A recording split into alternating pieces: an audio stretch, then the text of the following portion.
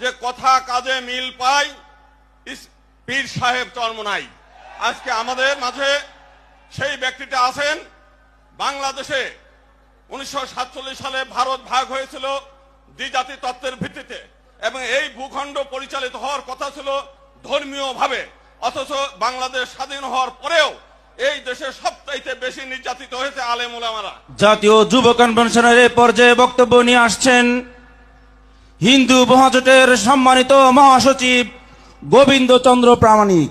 বক্তব্য নিয়ে আসছেন হিন্দু মহাজোটের সম্মানিত মহাসচিব গোবিন্দ চন্দ্র প্রামাণিক।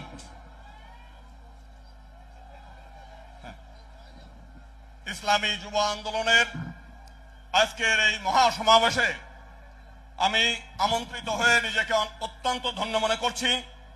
আমরা ছোটবেলা থেকেই একটা বাক্য জানি যে কথা কাজে মিল পায়, পীর সাহেব চরমোনাই। আজকে আমাদের মাঝে সেই ব্যক্তিটা আছেন। বাংলাদেশে 1947 সালে ভারত ভাগ হয়েছিল দ্বিজাতি তত্ত্বের ভিত্তিতে, এবং এই ভূখণ্ড পরিচালিত হওয়ার কথা ছিল ধর্মীয় ভাবে।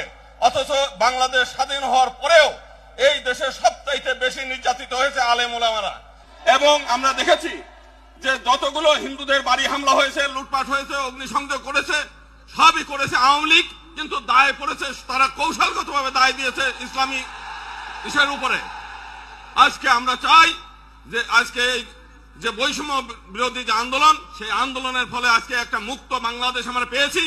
আগামী দিনের বাংলাদেশ চরমোনাই হুজুরের বাংলাদেশ, এবং আমরা চাই যে আগামী দিনে ইসলামী আন্দোলন সহ যারা বাংলাদেশের ধর্মীয় নেতৃবৃন্দ আছে তাদের মাধ্যমে এই দেশ পরিচালিত হবে, এবং সেটা হলেই বাংলাদেশের যে সমস্ত মাইনরিটি সমাজ আছে তারা শান্তিপূর্ণভাবে নিরাপত্তা নিয়ে বসবাস করতে পারবে। সেটা আমরা চরমোনাই হুজুরের অতীত ইতিহাস থেকে আমরা দেখেছি, 1971 সালেও দেখেছি। পরবর্তীকালে এই 5 তারিখের ঘটনায় আমরা দেখেছি যে আপনারা প্রত্যেকটি মন্দির পাহারা দিয়েছেন, গ্রামে গঞ্জে সমস্ত হিন্দু পাড়া মহল্লা আপনারা পাহারা দিয়েছেন। সেজন্য সমগ্র হিন্দু সমাজ আপনাদের কাছে কৃতজ্ঞ। আমরা চাই আগামী দিনে আপনাদের মাধ্যমে এই দেশ পরিচালিত হবে, তবেই আমরা একটা সুখী, সমৃদ্ধিশীল এবং অসাম্প্রদায়িক বাংলাদেশ পাবো। ধন্যবাদ সবাইকে।